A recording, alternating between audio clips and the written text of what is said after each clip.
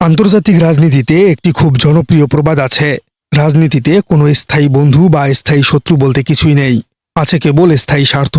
এই কথাটি যে কতটা সত্য তা বাংলাদেশের বর্তমান রাজনৈতিক দৃশ্যপটের দিকে তাকালেই একেবারে দিনের আলোর মতো পরিষ্কার হয়ে যায়।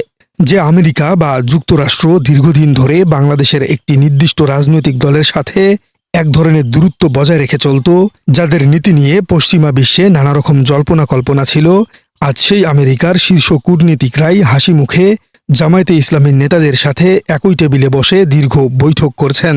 হ্যাঁ দর্শক, বাংলাদেশ জামায়াতে ইসলামীর সাথে যুক্তরাষ্ট্রের সাম্প্রতিক এবং অত্যন্ত তাৎপর্যপূর্ণ একটি বৈঠক সংগঠিত হয়েছে। ঢাকায় সফররত দক্ষিণ ও মধ্য এশিয়া বিষয়ক মার্কিন সহকারী পররাষ্ট্রমন্ত্রী পল কুপারের সাথে জামায়াতে ইসলামীর শীর্ষ নেতাদের এই বৈঠক দেশের রাজনৈতিক অঙ্গনে রীতিমতো তোলপাড় ফেলে দিয়েছে। সবার মনে একটাই প্রশ্ন, হঠাৎ জামাতের সাথে কেন সম্পর্ক এত গভীর করতে চাইছে আমেরিকা? কি এমন স্বার্থ লুকিয়ে আছে এর পেছনে? কেনই বা আমেরিকা এখন জামাতকে এতটা গুরুত্ব দিচ্ছে?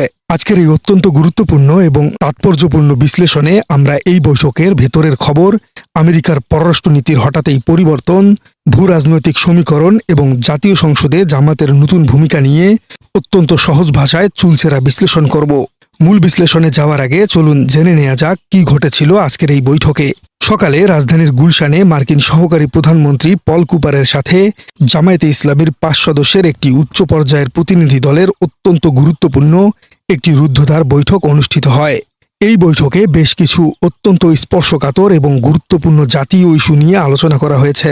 সবচেয়ে চমকপ্রদ বিষয় হল পল কুপার নিজে থেকে জাতীয় সংসদে সরকারি দল এবং বিরোধী দলের অংশগ্রহণ ও ভূমিকা কেমন হবে তা জানতে চেয়েছেন।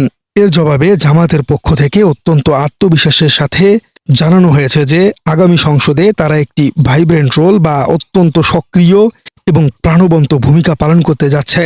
জনগণের স্বার্থ রক্ষা হয় এমন যে কোনো বিষয়ে তারা সংসদে জোরালোভাবে কথা বলবে। এর পাশাপাশি রাষ্ট্রের ইতিবাচক সব পদক্ষেপে তারা বর্তমান সরকারকে সহায়তা করবে বলেও আশ্বস্ত করেছে। এমনকি সংসদে জামাতের পক্ষ থেকে ডেপুটি স্পিকার দেওয়া হবে কিনা তা নিয়েও আমেরিকার এই শীর্ষ কূটনীতিকের সাথে আলোচনা হয়েছে এবং জামাত এই বিষয়টিতে তাদের ইতিবাচক মনোভাবের কথা জানিয়েছে। দর্শক, এখন আসা যাক আমাদের মূল প্রশ্নে। যে আমেরিকা সবসময় পলিটিক্যাল ইসলাম বা ইসলামী রাজনীতির বিষয়ে এক ধরনের সতর্কতা অবলম্বন করে চলে, তারা কেন হঠাৎ করে জামাতে ইসলামীর মতো একটি দলের সাথে এতটা ঘনিষ্ঠতা বাড়াতে চাইছে? এর পেছনে রয়েছে বেশ কয়েকটি অত্যন্ত গুরুত্বপূর্ণ এবং বাস্তবসম্মত ভূ রাজনৈতিক হিসাব নিকাশ। চলুন সেগুলো একে একে বিশ্লেষণ করা যাক। রাষ্ট্রবিজ্ঞানের একটি অত্যন্ত গুরুত্বপূর্ণ বিষয় হল পলিটিক্যাল রিয়েলিটি বা রাজনৈতিক বাস্তবতা। আওয়ামী লীগ সরকারের পতনের পর বাংলাদেশের রাজনৈতিক মাঠের চিত্র পুরোটাই বদলে গেছে। বিএনপি এখন সরকার গঠন করেছে এবং তাদের প্রধান রাজনৈতিক প্রতিদ্বন্দ্বী বা প্রধান রাজনৈতিক দল হিসেবে আত্মপ্রকাশ করেছে বাংলাদেশ জামায়াতে ইসলামী। আমেরিকা বিশ্বের সবচেয়ে বড় পরাশক্তি। তারা খুব ভালো করে জানে যে একটি দেশের রাজনীতিতে প্রভাব বিস্তার করতে হলে সেই দেশের প্রধান রাজনৈতিক শক্তিগুলোর সাথে সুসম্পর্ক বজায় রাখতে হবে। যেহেতু জামাত এখন দেশের রাজনীতিতে একটি বিশাল জনসমর্থন পুষ্ট দল এবং সংসদে প্রধান বিরোধী দল হতে যাচ্ছে, তাই বাস্তবতার নিরিখেই আমেরিকা জামাতকে এড়িয়ে চলতে পারবে না। দেশের ভবিষ্যৎ নীতি নির্ধারণে জামাতের এই বিশাল প্রভাবকে স্বীকার করে নিয়েই আমেরিকা তাদের সাথে গভীর সম্পর্ক করার নতুন কৌশল গ্রহণ করেছে। বৈঠকে পল কুপার জামাতের কাছে জানতে চেয়েছিলেন সংসদে তাদের ভূমিকা কি হবে। এর উত্তরে জামাত বলেছে তারা ভাইব্রেন্ট রোল প্লে করবে।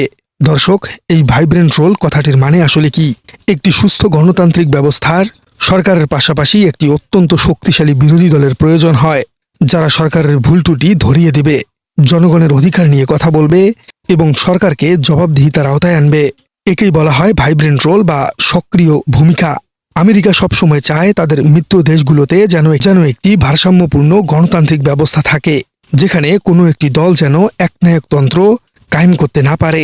আমেরিকা বুঝতে পারছে যে বর্তমান বিএনপি সরকারের উপর গণতান্ত্রিক নজরদারি বা চেক অ্যান্ড ব্যালেন্স বজায় রাখার জন্য সংসদে একটি সক্রিয় উপস্থিতি অত্যন্ত জরুরি। তাই তারা জামাতের সংসদীয় পরিকল্পনা সম্পর্কে এতটা আগ্রহী। বৈঠকে জামাত থেকে ডেপুটি স্পিকার দেওয়ার বিষয়ে আলোচনা হওয়াটা কোনো সাধারণ বিষয় নয়। ডেপুটি স্পিকার হলেন রাষ্ট্রের অত্যন্ত গুরুত্বপূর্ণ এবং সম্মানজনক একটি পদ।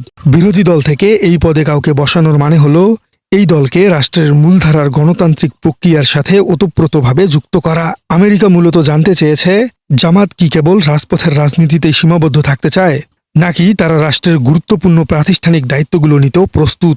জামাত যখন জানিয়েছে তারা এই বিষয়ে ইতিবাচক, তখন আমেরিকা এই বার্তায় পেয়েছে যে জামাত একটি দায়িত্বশীল এবং মূলধারার রাজনৈতিক দল হিসেবে নিজেদের প্রমাণ করতে চাইছে।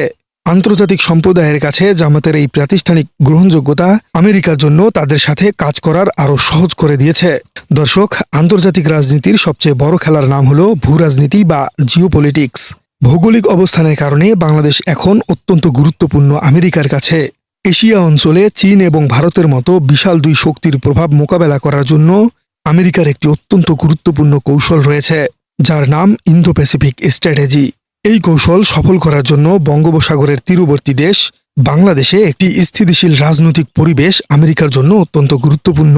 আমেরিকা জানে যে বাংলাদেশের অভ্যন্তরীণ রাজনীতিতে যদি কোনো বড় ধরনের অস্থিরতা থাকে, তবে তা এই অঞ্চলে আমেরিকার দীর্ঘমেয়াদী কৌশলগত স্বার্থকে ক্ষতিগ্রস্ত করবে।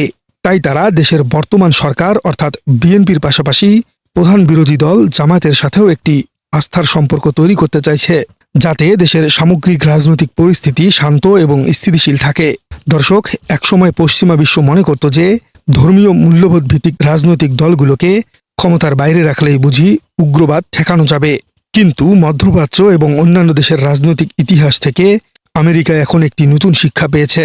তারা বুঝতে পেরেছে যে জামায়াতে ইসলামীর মতো একটি সুশৃঙ্খল মূলধারার এবং গণতান্ত্রিক প্রক্রিয়ায় বিশ্বাসী দলকে যদি দূরে ঠেলে দেয়া হয়, তবে তা সমাজের জন্য ভালো ফল বয়ে আনবে না। বরং এই ধরনের মূলধারার দলগুলোকে যদি গণতান্ত্রিক প্রক্রিয়ার ভেতরে রাখা হয়, তাদের সাথে যদি গঠনমূলক আলোচনা করা হয় এবং কনস্ট্রাকটিভ এঙ্গেজমেন্ট বজায় রাখা যায়, তবে দেশের ভেতরে চরমপন্থার উত্থান রোধ করা অনেকটাই সহজ হয়। দর্শক, আজকের এই বৈঠকে জামাতের পক্ষ থেকে যারা উপস্থিত ছিলেন সেই প্রতিনিধি দলের দিকে একটু গভীরভাবে তাকালেই আপনি জামাতের বর্তমান রাজনৈতিক প্রজ্ঞার প্রমাণ পাবেন। প্রতিনিধি দলের নেতৃত্ব দিয়েছেন জামাতের নায়েবে আমির সৈয়দ আবদুল্লাহ মোহাম্মদ তাহের। তার সাথে ছিলেন সংসদ সদস্য মোহাম্মদ রফিকুল ইসলাম এবং ব্যারিস্টার মীর আহমদ বিন কাশেম। তবে সবচেয়ে বড় চমকটি ছিল সাবেক কূটনৈতিক এবং তত্ত্বাবধায়ক সরকারের সাবেক উপদেষ্টা ডক্টর ইফতেখার আহমেদ চৌধুরীর উপস্থিতি। দর্শক, একজন প্রখ্যাত সাবেক কূটনৈতিককে নিজেদের প্রতিনিধি দলে রাখার মানে কি? এর মানে হলো জামায়াতে ইসলামী এখন আর কেবল একটি গতানুগতিক রাজনৈতিক দল নয়, তারা তাদের পররাষ্ট্রনীতি এবং আন্তর্জাতিক সম্পর্কের ক্ষেত্রে অত্যন্ত পেশাদার এবং পরিপক্ক দৃষ্টিভঙ্গির পরিচয় দিচ্ছে। দর্শক, এই দীর্ঘ আলোচনার পর আমরা একটি বিষয় খুব স্পষ্টভাবে বুঝতে পারছি, রাজনীতিতে কোনো কিছুই হঠাৎ করে ঘটে না। আমেরিকার সহকারী পররাষ্ট্রমন্ত্রীর সাথে জামায়াতের এই রুদ্ধতার বৈঠক কেবল একটি সৌজন্য সাক্ষাৎ নয়। দর্শক, আপনার কি মনে হয় আমেরিকার সাথে জামায়াতের এই গভীর হতে থাকা সম্পর্ক বাংলাদেশের ভবিষ্যৎ রাজনীতিতে কী ধরনের প্রভাব ফেলবে? কমেন্টে জানিয়ে দিন আপনার মূল্যবান মতামত। আর আপনার রাজনীতি চ্যানেলে নতুন হয়ে থাকলে চ্যানেলটি সাবস্ক্রাইব করার অনুরোধ থাকলো। দেখা হচ্ছে পরবর্তী কোনো ভিডিওতে।